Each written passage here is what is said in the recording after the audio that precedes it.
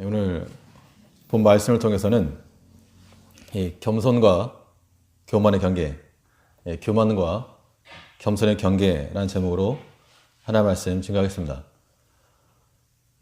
사람의 얼굴이 있죠. 얼굴이 있어서 이 이마가 있고 그 다음에 머리 부분이 있습니다. 이마하고 머리를 어떻게 구분하냐? 쉽죠.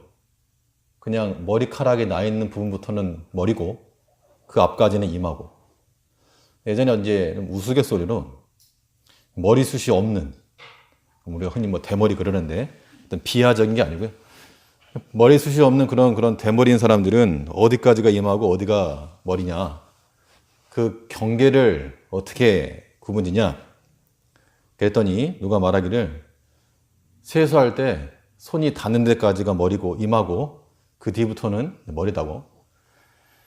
작은 차이지만 전혀 다른 영역이 되는 겁니다.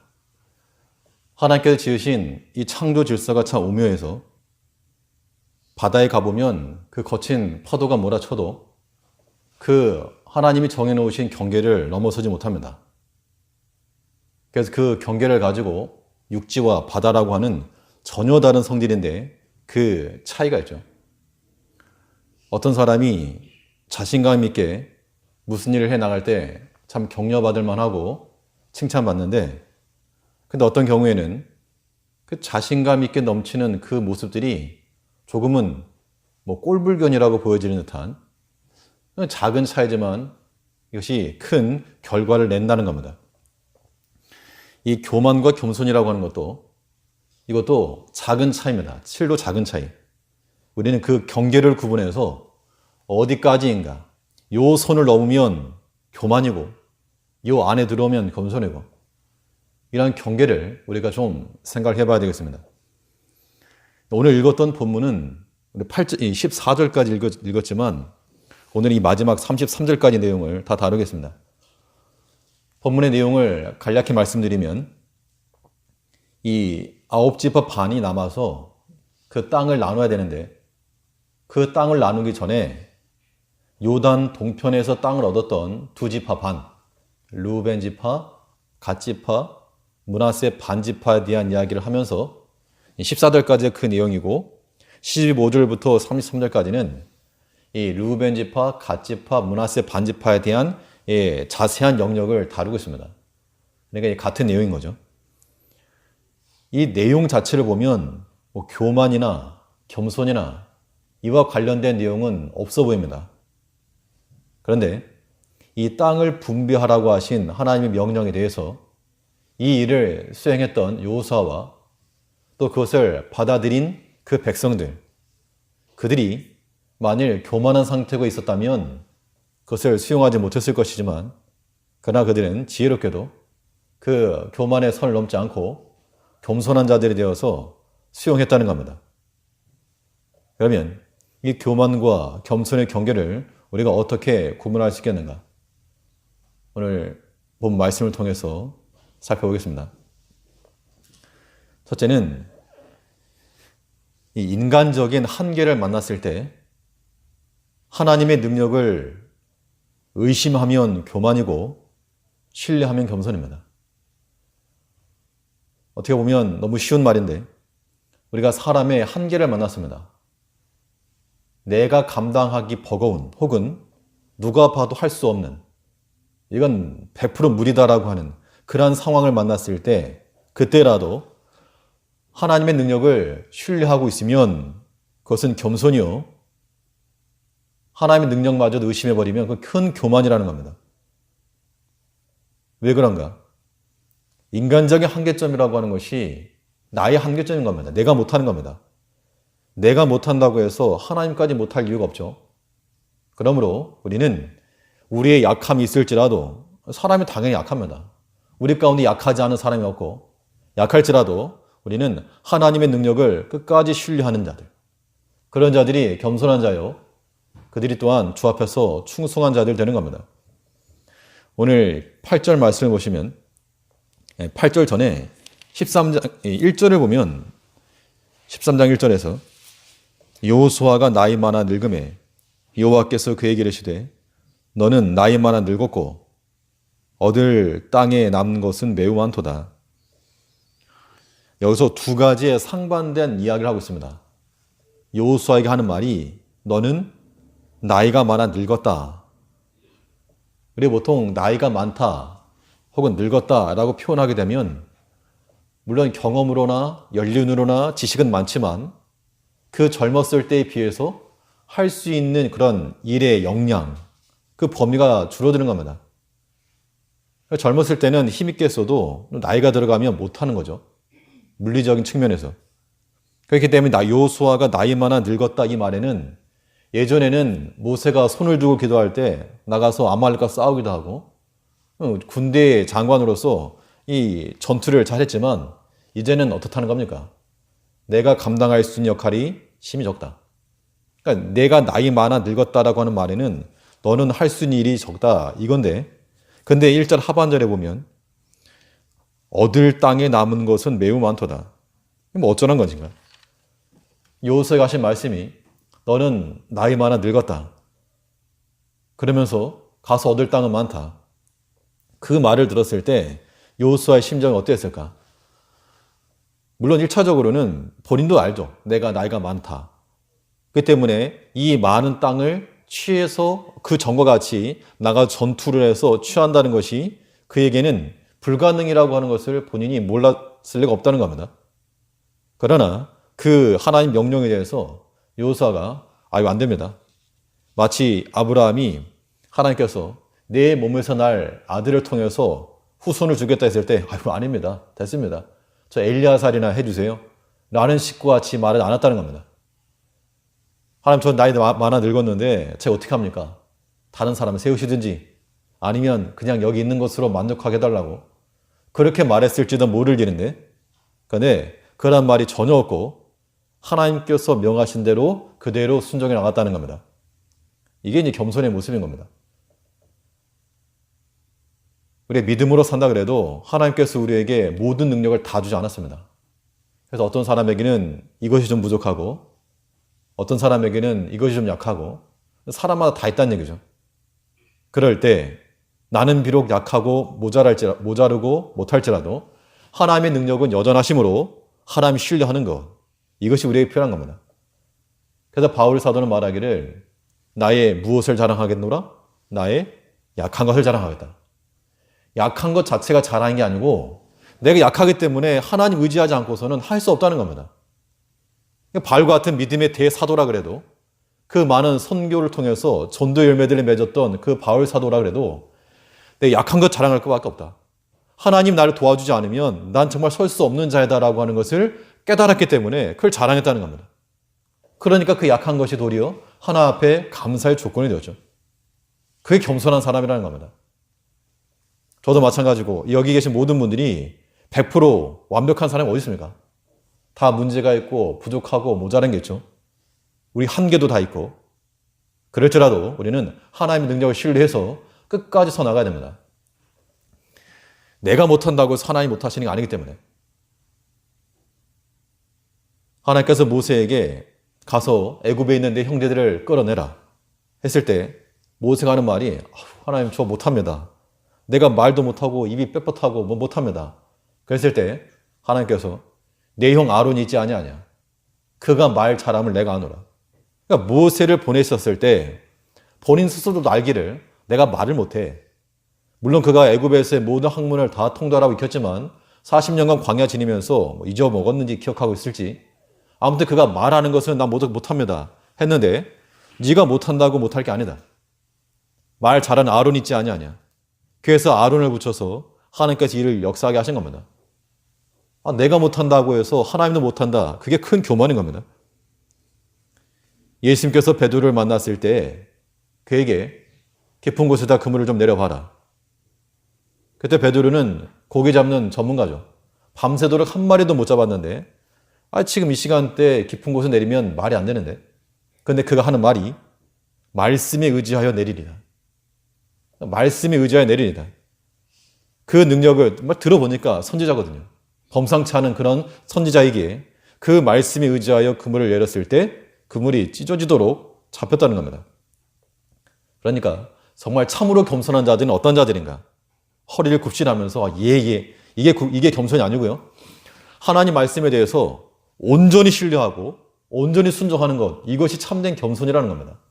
이 가운데 있는 우리 모두가 하나님 말씀에 대해서는 그거 아닌데요? 이런 토를 달지 말자는 겁니다. 그거 안 되는데요? 그 반기를 들지 말라는 겁니다. 하나님보다 능력이 없으면 잠잠고 우리 연약함이 보일지라도 그 약한 것을 자랑하는 심정으로 우리가 인간적인 한계점을 만나도 하나님의 능력은 막히지 않는다. 하나님 여전히 역사하신다. 라고 하는 마음 가지고 순종해 나아갈 때 그것이 우리가 지킬 만한 겸손의 모습이 되는 겁니다. 이때 중요한 건 무엇인가? 어떤 인간적인 한계를 만났을 때 오늘 본문에서는 여호수아가 나이 많았다 라고 하는 것이 하나의 한계점이었습니다. 우리가 이런 한계점을 만나게 될 때 그런 문제를 해결하겠다고 인본주의적 발상을 하게 되면 그런 것은 아무런 도움이 되지 않습니다. 우리가 어떤 문제를 당했습니다. 이 문제가 내가 해결하기 어려운 문제입니다. 그렇다고 해서 그 문제를 해결하려고 무슨 생각을 하면요? 인본주의적, 인간적 생각을 하게 되면 어떤 도움도 없다고? 아무런 도움도 없다는 겁니다. 아무런 도움도. 그게 지혜로운 것처럼 보일지라도 결과적으로는 그렇지 않은 겁니다. 믿음의 생각은 심히 단순해서 딱 두 가지만 기억하시면 됩니다. 믿음의 생각이라고 하는 것. 하나는 하나님은 능력의 하나님이시다라고 하는 것과 둘째는 그 하나님이 나를 사랑하신다. 이 두 가지만 있으면 우리는 단순하게 이 문제를 해결해 나갈 수 있다는 겁니다. 믿음으로. 하나님은 만능의 하나님이요. 그 하나님 나를 사랑하신다. 이 두 가지면 단순한 건데 인본주의적 발상이라고 하는 것은 이 두 가지에 대한 확신보다 생각이 많아질 때 아무튼 뭐가 됐든 생각이 많아지게 되면 그것은 인본주의적 발상이라고 생각하시면 되겠습니다. 사람이 계획을 세울 때 치밀하게 계획을 세워야죠, 당연히. 그래서 이것 꼼꼼하게 계획을 세우는 건 필요한데 그런 거 말고 뭔가 좀 일을 치르긴 치러야 되겠는데 경우의 수가 많아지고 많이 따지게 되고 어떤 게 더 좋은가 유리한가 생각이 많아지게 되면 거의 90% 이상이 이건 인간적 생각이라는 겁니다. 믿음의 생각은 단순하다고요. 하나님은 만능의 하나님이요. 그 하나님 나를 사랑하신다. 그 때문에 우리 인간적 한계를 만났어도 타협할 생각도 없고 믿음을 물러설 그럴 생각도 없는 건데 생각이 많아지니까 여기서 내가 한번 양보하면 무엇을 얻을 것인가? 여기서 내가 이렇게 행동하게 되면 어떻게 될 것인가? 그 생각이 많아지는 거 이건 문제 해결을 위한 바른 방편 아닙니다. 하나님께서 아브라함에게 내 몸에서부터 중대한 그런 자손이 나올 것이라 했을 때 인내하지 못했습니다. 100세의 아들 낳게 낳았는데 말이 좋아서 100세지. 90세에 그 약속 해놓고 90살 할아버지한테 그 말 해놓고 10년을 기다리라 그러면 하다못해 꿈속에서 10이라는 숫자만 보여줘서도 기다렸을지 모를 일입니다. 근데 그런 거 전혀 없고 나이는 이제 들어가고 언제 죽을지도 모를 일이고 하나님은 내 몸에서 날 씨라 그랬고 믿긴 믿는데 이 온전한 순종하지 못하다 보니까 여기서 이제 인간적 생각을 한 거죠.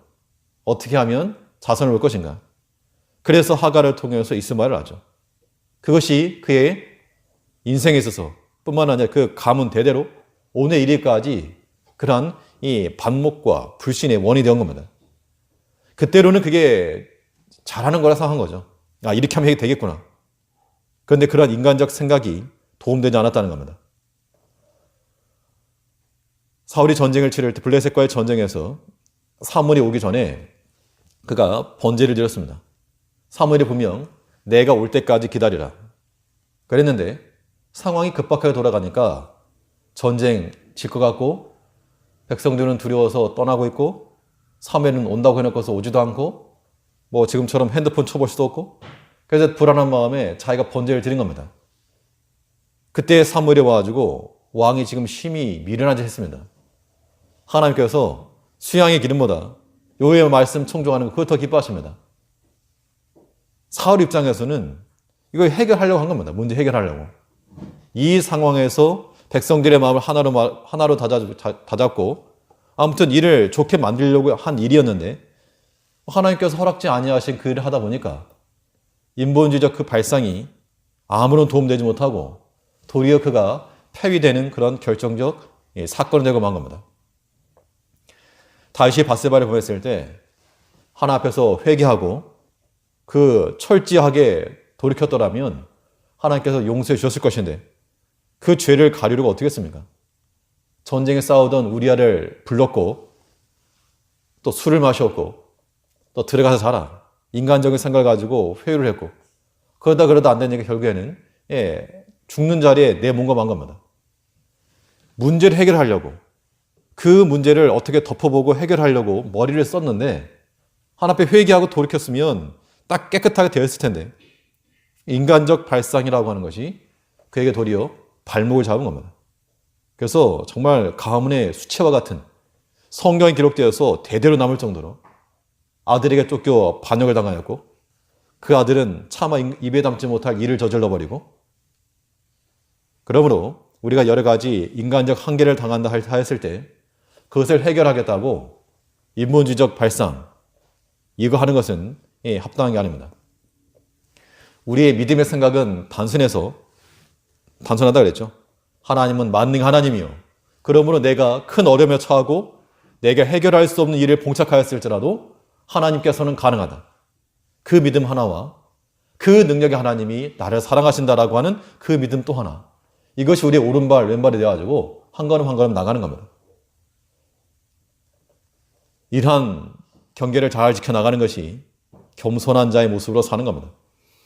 하나님께서 이 여호수아에게 명한 것은 너 이제 남은 땅이 많은데 그거 가지고 빨리 좀 다 취해라. 그걸 명하신 것이 아니었습니다. 하나님께서 그 여호수아에게 명하신 내용은 뭐냐면 가서 땅을 차지해라 라고 하는 것을 명한 게 아니고 너는 가서 땅을 나눠라 분배해라. 6절을 보면 여호수아 13장 6절에서 또 레바논에서부터 미스르보암마임까지 산지 모든 거민 곧 모든 시돈 사람의 땅이라. 내가 그들을 이스라엘 자손 앞에서 쫓아내리니 너는 나의 명한 대로 그 땅을 이스라엘에게 분배하여 기업이 되게 하되. 그러니까 나머지 땅을 나눠라. 9지파 반에게 나눠줘라. 그러니까 아직 차지하지 못한 땅이 있는데 너가 가서 칼 들고 나가가지고 싸울 게 아니고 백성들에 나눠줘라. 각 지파별로 아직 얻지 못한 땅까지 분배해 줘라. 그리고서 그 지파와 그 가족들이 그 땅을 얻게 해라. 그러니까 하나님께 여호수아에 주신 명령은 저는 나이 늙어서 못하는데요. 이게 아니었다는 겁니다. 하나님께서 여호수아의 성편을 모르고 무리하게 뭔 소리냐 나가 싸우라 칼을 쥐어주신 것이 아니고 그의 연륜 또 나이 많음에 대한 그러한 권위 그것을 가지고 땅 분배하는 일을 시켰다는 겁니다. 그거는 충분히 감당할 수 있는 거죠. 그러므로 하나님께서 우리에게 어떠한 일을 시키실 때 감당할 수 없는 거 시키는 게 아니고 감당할 만한 거. 감당하지 못할 시험은 주지 않는다 그랬으니까 우리 주의 일도 마찬가지입니다. 우리가 나이가 많아가지고 젊었을 때처럼 젊은 사람처럼 행할 수 없을지라도 그 연륜과 그 경험을 가지고 할 일이 있다는 겁니다. 그러니까 우리 모두 다 하나님께서 내게 맡기신 그 일에는 하나님 앞에 온전히 순종하는 마음으로 하나님을 신뢰하고 하나님께서 명하신 것 그 명령을 고스란히 지켜내겠다라고 하는 그 마음을 가지고 나갈 때 그것이 겸손한 자의 모습 되는 겁니다. 오늘날 이 말씀 우리가 우리 삶 가운데 적용을 하여서 우리가 어떠한 인간적 한계, 우리의 나약함을 만날지라도 낙담하지 마시고 낙심하지 말자는 겁니다. 왜요? 하나님 여전히 능력이 있으니까. 나의 그 연약함 때문에 우리는 내 자신이 비록 욕을 먹을지 모르고 내 자신에 대해서 화를 할지도 모르지만 그러나 그 나의 약함 때문에 도리어 하나님이 들어주신다는 겁니다. 엎드리고 간구해서. 그러므로 모든 한계를 만났을 때라도 하나님의 능력을 신뢰하고 문제 해결을 한답시고 인간주의적, 인본주의적 생각을 가지고 섣불리 나서지 아니하는 오직 하나님이 나를 사랑하시고 하나님이 그 만능의 능력이 있다라고 하는 그 믿음의 단순한 생각을 가지고 이 겸손함의 자리를 지켜낼 수 있는 우리가 되어야 되겠습니다. 둘째로, 이 교만과 겸손의 경계 무엇으로 삼을 것인가? 둘째는 현재 문제를 만났을 때 하나님이 행하신 일들을 망각하면 교만인 것이고 하나님이 행하셨던 일들을 기억해내면 겸손인 겁니다. 자, 우리가 현재 처한 문제를 과거 속에서 찾아내는데 하나님께서 어떻게 행하셨는가 라고 하는 것에 대해서 기억이 나면 그것이 겸손한 것이고 아무런 기억에 대한 잔상이 남아있지 않으면 그건 교만한 겁니다. 그러므로 우리는 이 현재의 문제라고 하는 것을 지난날의 현장에서 떠올려야 됩니다. 이게 이제 믿는 사람의 특권이요 권세입니다. 우리 신앙의 그런 연력을 따라서 오랫동안 하나님을 섬겨왔죠. 현재 우리가 어떤 문제를 당하게 되면 전혀 새로운 문제가 아니고 아마도 예전에 우리가 한 번쯤은 다 겪어보았을, 내가 직접 겪어보지 않았으면 다른 사람이 겪었던 것을 아마 듣거나 보았을 만한 일들이라는 겁니다. 거기에 없는 게 없는 겁니다. 물질 문제, 자녀 문제, 가정 문제, 우리가 지금까지 겪어봤었고 내가 직접 겪지 않았더라도 다른 사람을 통해서나 다른 그런 예를 통해서 얼마든지 보았다는 겁니다. 그러면 우리가 처한 그 현재적 문제를 지난날 하나님께서 어떻게 역사하셨는지 그 하나님 역사 가운데서 그 답을 찾아내는 것이 우리에게 필요하다는 겁니다. 여호수아가 현재 처했던 문제는 늙었다. 또 해야 될 일이 많다. 그런데 이 상황 가운데서 여호수아가 꺼내는 카드가 무엇인가 하면 여기서 갑자기 이 모세에 관한 이야기가 나오고 있습니다. 이 여호수아 12장까지 해서 정복 전쟁이 끝났고 또 13장에서 이 2지파 반은 얻었으니까 9지파 반에 대해서 땅을 나눠줘라 라고 하는 것이 7절까지 내용이죠. 7절을 보면 너는 이 땅을 9지파와 므낫세 반지파에게 나누어 기업이 되게 하라 하셨더라. 9지파 반은 아직 땅을 얻지 못했기 때문에 저들에게 땅을 나눠줘라. 그런데 이 7절 말씀 이후에 8절에 어떤 말씀이 등장하는가 하면 이미 다 끝난, 이미 다 완료된 그 2지파 반에 관한 이야기가 나오고 있다는 겁니다. 13장 마지막 절까지. 그리고 이 9지파 반에 대한 분배는 14장에 가서 나옵니다. 그럼 왜 이 성경 저자는 요 사이에서 13장 7절과 14장 1절을 바로 연결 안 시키고 중간 토막에 이 2지파 반, 이 2지파 반에 대한 그 땅 분배는 누가 했는가 하면 여호수아가 한 게 아니고요. 모세가 했죠. 왜 그런 이 모세의 기사를 기록하였겠는가? 이 성경은 아무튼 다 의미가 있기 때문에 이 메시지를 찾으면 이겁니다. 여호수아가 현재 나이가 많고 늙었다. 그럼 백성들도 다 알고 있는 거죠. 백성들을 봐도 여호수아 이제 늙었다. 예전만 못하다. 다 안다는 겁니다. 이때 모세 이야기를 꺼내면서 이 땅을 인도하시고 이 하나님의 백성들, 이스라엘 인도하는 참된 지도자가 누구냐? 이것을 지금 말하고 있는 겁니다. 모세가 가나안 땅에 못 들어갔습니다. 정말 그 카리스마 넘치는 지도력을 가지고 그 광야 40년을 지내왔던 모세였지만 그 마지막에 가서 느보산에 올라와서 가나안 땅을 바라보긴 했어도 들어가지 못했죠. 근데 모세가 하나님 앞에 구했습니다. 제발 적과 꿀이 흐르는 약속의 땅 나 좀 밟아보게 해달라고. 그때 하나님께서 허락지 않았습니다. 그러면 그 당시 모세의 심정은 40년 동안 내가 광야를 지내왔고 이제 당연히 가나안 땅 들어가는 것까지만이라도 아니면 여리고성만이라도 어떻게 하겠습니다. 이게 아마 그 모세의 심정이었을 겁니다. 지도자라고 하는 그런 위치가요. 그런 겁니다.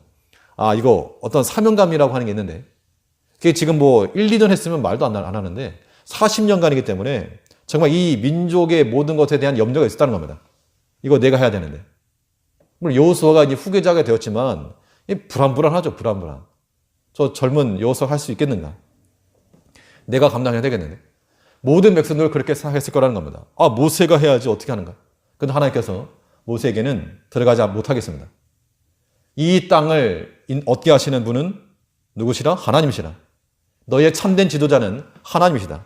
카리스마 있고 능력 많은 그런 모세가 아니고 하나님이 친히 너희를 인도하신다. 그것을 보여줬다는 겁니다. 이 9지파 반에 이 분배하기 전에 이 2지파 반을 말하면서 봐라. 모세도 너희가 그렇게 존경하는 모세도 이 땅에 들어오지 못하였다. 라고 하는 것을 말한과 동시에 이 여호수아가 늙고 나이 많다라고 하는 것에 대해서도 내가 비록 늙고 나이 많지만 이 땅을 인도하신 이는 너희의 하나님이시다. 이걸 지금 말하고 있는 겁니다. 또 하나님께서 친히 내가 너희의 지도자가 되어주겠다. 내가 쫓아내주겠다. 약속을 했죠. 13장 6절을 보시게 되면 또 레바논에서부터 미스리본 마임까지 산지 모든 거민 곧 모든 시돈 사람의 땅이라. 내가 그들을 이스라엘 자손 앞에서 쫓아내리니 너는 나의 명한대로 그 땅을 이스라엘에게 분배하여 기업이 되게 하되. 모세도 가고 여호수아도 가고 그 백성의 입장에서 도대체 이 땅을 누가 얻게 하겠습니까? 라고 하는 그 의구심과 불안에 대해서 하나님이 친히 말씀하셨다. 하나님께서 너희 지도자가 되셔서 너희를 이끌어 들이실 것이라 라고 하는 것을 지금 말하고 있다는 겁니다. 그래서 지금 9지파 반에게 땅을 분배해야 되는 그 시점 앞에서 지난날 모세를 통하여서 하나님께서 어떻게 행하셨는가 라고 하는 것을 다시 한번 꺼내들면서 하나님께서 행하시겠다라고 하는 그 약속을 너희도 신뢰하라 라고 하는 것을 지금 이야기하고 있는 겁니다. 또 여호수아 입장에서는 그 지난날 모세가 했던, 모세가 나눴던 그것을 따라서 그 믿음의 예를 따라서 또 하나님께서 명하신 대로 9지파 반에 대한 땅을 분배하겠다라고 하는 그런 결의를 보인 겁니다. 신앙적 정통성을 말하고 있는 거죠. 내가 임의대로 하는 게 아니고 하나님께서 모세를 통해서 하셨던 것 같이 2지파 반이 요단 동편의 땅 얻은 것이 하나님 행하신 일인 것 같이 이제 할 일도 하나님이 행하실 일이다 라고 하는 것을 지금 말하고 있는 겁니다. 우리가 기도할 때도 우리 어떤 큰 문제를 당할 때도 제일 먼저 하셔야 될 일이 누구에게 도움을 청할 것인가? 어디 가면 도움이 있겠는가? 전화기부터 붙드는 거 이건 참된 믿음이 아닌 겁니다.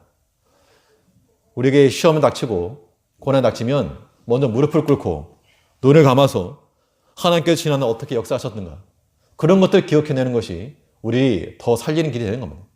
그래서 우리 마음 가운데 그 복잡하던 우리 마음이 단순하게 두 가지로 명확해질 때 만능의 하나님, 나를 사랑하신 하나님 이 두 가지로 명확하게 드러날 때 그때 우리가 이 기도 자리에서 일어날 수 있는 겁니다. 우리의 기억은 항상 나를 구원하신 하나님에 대한 생각으로 가득 차야 되겠습니다. 의인의 장막에서는 기쁨의 소리, 구원의 소리가 나온다고 그랬죠. 하나님 어떻게 구원하셨는지 그냥 쉴 새 없이 나온다는 겁니다. 우리 생각도 세상의 것이 가득 차가지고 세상의 것이 뿜어져 나오는 그러한 헛된 것이 되지 않고 헛된 장막이 되지 않고 하나님이 구원하셨던 그 모습이 가득하여서 경험이 많으면 응용과 적용이 가능한 겁니다. 하나님의 그 구원하신 그 경험이 많다 보면 우리가 지금 처한 일에 대해서도 크게 두려워하지 않고 크게 당황하지 않고 유연하게 대처해 나갈 수 있다는 겁니다. 이게 믿음의 경륜이요 실력인 겁니다.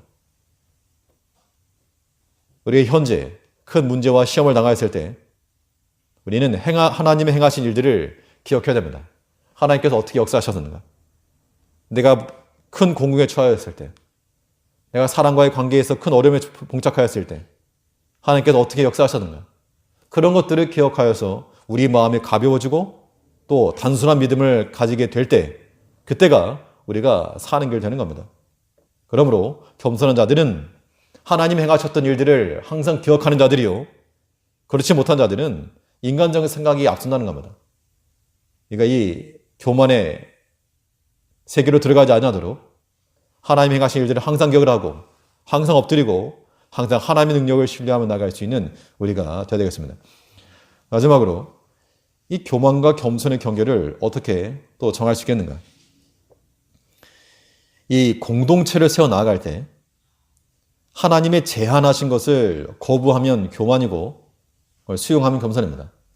꼭 공동체만 의미하지 않고 하나님께서 우리에게 때로 제한을 두신 것이 있는데 그 제한하신 것을 거부해버리면 그건 교만한 거고 하나님께서 우리에게 제한하신 것을 그대로 수용하면 그건 겸손이라는 겁니다. 오늘 본문에서 두 지파 반에 관한 이야기가 나오고 있는데 이 므낫세 지파와 갓 지파와 또 르우벤 지파, 므낫세 반 지파.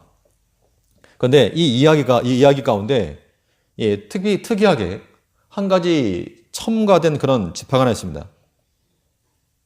르우벤 지파, 갓 지파, 므낫세 반 지파는 이미 동편에서 얻었는데 그런데 이 본문 가운데 특이하게도 이 레위 지파에 관한 이야기가 함께 나오고 있습니다.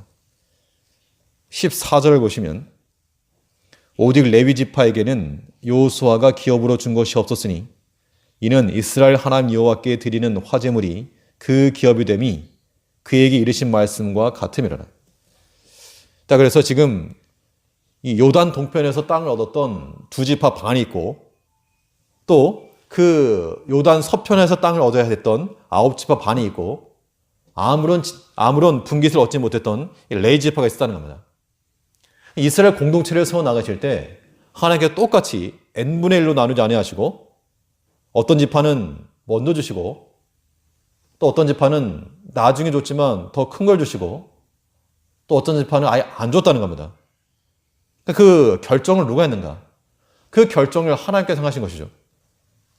그 하나님께서 결정하셔서 각 지파별로 하나님께 제한을 뒀다는 겁니다. 똑같은 민족이요, 똑같은 하나님 백성이라 그래도 하나님께서 어떤 지파에게는 허용하신 것을 어떤 지파에게는 허락지 않았다는 겁니다. 그러면 그 하나님의 제안하신 것에 대해서 이건 부당합니다 라고 말하지 않고 겸손하게 수용했다는 겁니다.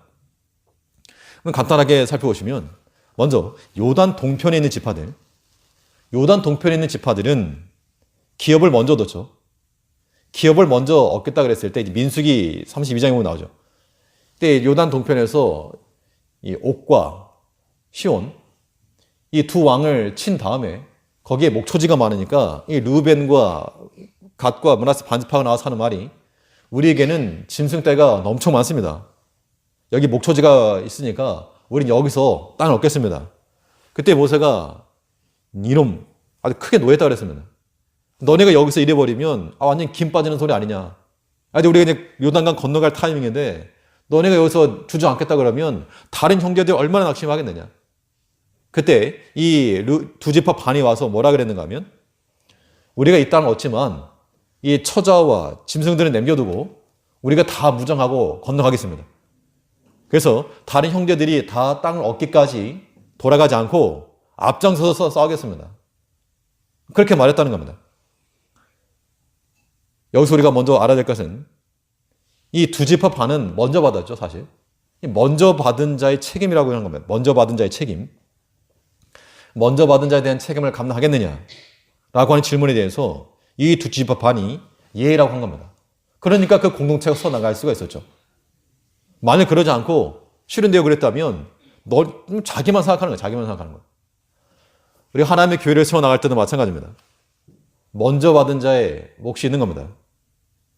이 먼저 받은 자의 몫이라고 하는 게 내 권리를 의미하는 게 아니고 오랫동안의 나의 권리를 말하는 게 아니고 말 그대로 먼저 받은 자의 책임이라고 하는 것은 갑절의 수고와 갑절의 고생이 되는 겁니다. 아니 그 두 지파 반은 먼저 얻긴 했지만 처자들을 남겨놓고 가는 거죠. 얼마나 불안합니까? 전쟁할 때마다 이 사이에 만일 다른 적군이 쳐들어오게 되면 다 멸절당할 텐데 그 두려움이 없었을 리가 없다는 겁니다. 그럼에도 불구하고 그 모든 두려움을 다 뒤로 한 채로 하나님께 지켜주실 걸 믿고 나간 거죠. 그런 상황에서는. 그러니까 먼저 받은 자의 책임이라고 하는 거. 먼저 나가서 싸우고 더 수고하고 어떻게 보면 더 큰 리스크를 안고 더 큰 부담감을 가지고 나갔다는 겁니다. 우리가 같은 일을 하더라도 더 수고하는 사람이 있기 마련입니다. 교회도 마찬가지인데 우리가 똑같은 교회이라 그래도 어떻게 n분의 1로 똑같이 합니까? 더 수고하는 사람이 있어야지만이 시스템이 돌아가는 거죠. 나라도 마찬가지고 회사나 어디도 다 마찬가지 아니겠습니까? 다 똑같이 n분의 1이 아니고 좀 더 수고하는 사람이 있기 마련입니다. 특히 우리가 하나님의 교회 내에서 주의를 한다 할 때 먼저 받은 자의 책임, 여기 계신 분들은 다 먼저 받은 자들입니다. 그렇게 생각하셔야죠. 먼저 받은 자의 책임을 가지고 앞장서서 다른 형제들이 땅을 다 얻고 안정화될 때까지 더 먼저 나가 싸우고 그래야지 안주해버리고 아니면 나는 땅을 차지했으니까 나는 안 간다. 이런 마음을 가지게 되면 이 공동체가 세워나갈 수 없다는 겁니다. 그래서 우리가 물론 적용하는 것을 넓게 적용하셔야 됩니다. 우리가 두 지파 반은 먼저 받은 자였지만 그 먼저 받은 그 책임을 다 감당하였기 때문에 이 공동체가 세워나간 겁니다. 우리가 그런 마음들을 가셔야 되고, 또 반대로 이 서편에 있는 지파들은 요단 서편에 있는 9지파 반, 어떻게 보면 다수죠, 다수. 이 다수가 두 지파 반에 대해서 만약에 보이콧을 행사했다면 안 된다, 우리는 반대한다, 다 끝난 다음에 똑같이 나눠라, 이렇게 생각했다 그러면 이것도 마찬가지로 일이 틀어지는 겁니다. 먼저 받은 자들에 대한 용납과 이해가 있었기 때문에 이 시스템이 돌아간 겁니다. 동편의 기업을 얻으려고 했던 이유가 우리는 사람도 많고 가축이 많다 했는데, 만일 그 9지파 절반 중에서 뭐 니네만 사람이고 니네만 짐승이냐, 이런 식으로 나왔다 그러면 다툼밖에 안 됐을 겁니다. 만일 이걸 안 좋게만 생각하려고 그러면 계속 안 좋은 거예요. 부정적으로만 보려고 그러면 계속 부정적인 겁니다. 근데 좋게 보려고 그러면 좋게 보이는 거죠. 이 동편에다 땅을 얻었으니까 동쪽에서부터 적군이 쳐들어오게 되면 일단 안전하겠구나. 이 사람이 동쪽에서 먼저 땅을 얻었으니까 우리가 서편에서 얻을 땅이 좀 더 늘어나겠구나.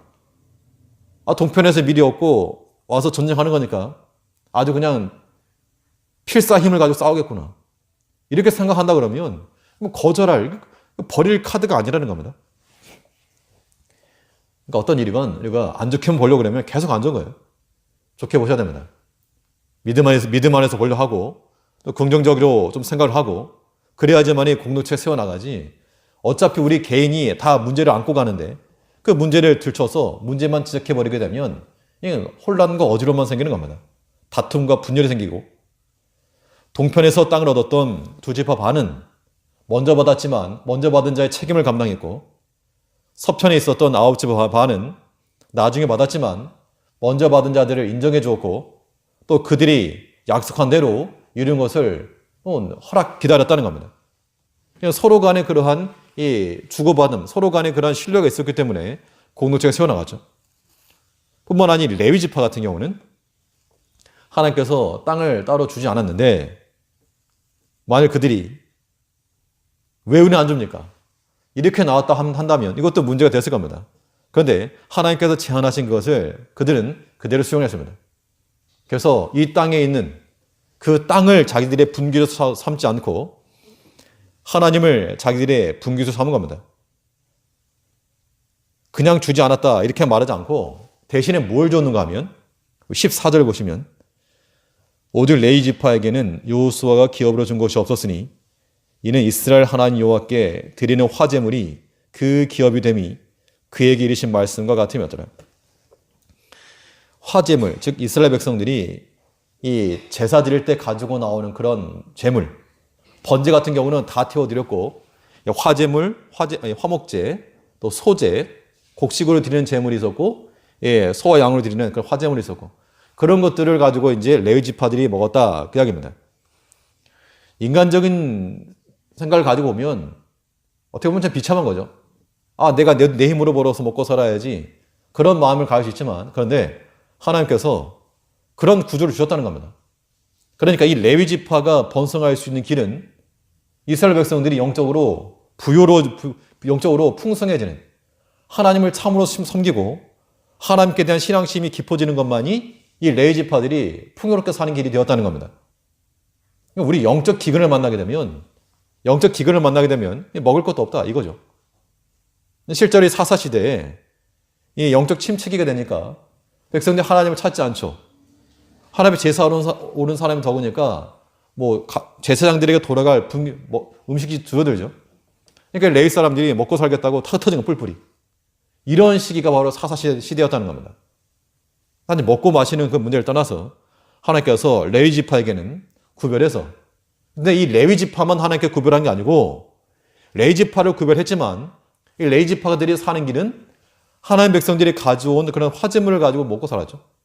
결국에 레위 지파도 구별하셨고, 또 하나님 섬길 수 있도록 나머지 지파들에게 물질 주신 것도 구별해 주신 겁니다. 중요한 것은 모든 지파들이 다 너희가 하나님을 분깃으로 삼아라, 하나님을 너희의 참된 기업으로 삼아라. 이것이 하나님께서 이 백성들에게 주신 그런 명령이라고 하는 겁니다. 우리 얻을 분깃은 하나님이신 겁니다. 그래서 하나님께서 때로 우리에게 먼저 주기도 하시고, 때로는 나중에 주시기도 하시고, 큰 것을 주시기도 하시고, 작은 것을 주시기도 하시고, 때로는 허락지 않으시기도 하시고, 이 모든 제한들에 대해서 우리가 어떤 마음을 가져야 되는가 하면 하나님께서 허락하신 것이다. 그것을 거부하면 교만이요, 수용하면 그게 겸손이라는 겁니다. 그러므로 우리가 어떤 지파에 속하든지 우리 얻을 분깃은 하나님이요, 하나님께서 때로 우리에게 제안하신 것도 큰 은혜인 줄 알아서, 레위 지파도 사실 땅은 없었지만 하나님 가까이 섬기는 것, 이것이 얼마나 큰 복이었는가. 모세도 마치 그런 이야기를 하였었고, 우리가 하나님 가까이 섬기는 것, 이것이 우리의 큰 분깃인 줄 알아서 우리가 믿음 지키느라고 세상의 것 다른 거 얻지 못해도 우리가 하나님을 얻고 하나님을 우리의 전리품을 얻게 된다면 그것이 우리의 성공인 겁니다. 그러한 믿음이 우리 가운데 있어서 우리가 하나님 앞에서 이 교만의 영역으로 들어가지 않고 다 겸손함의 영역에 남아서 하나님의 능력을 온전히 신뢰하고 우리의 큰 시험을 당했을 때라도 하나님 행하셨던 일들을 기억을 할 것이요, 하나님께서 우리에게 두신 제한일지라도 그것을 다 수용하여서 하나님을 얻는 것을 우리의 분깃으로 삼고 나갈 수 있는 사모의 믿음 안에서 겸손한 성도님 되시기를 바라겠습니다. 기도하겠습니다.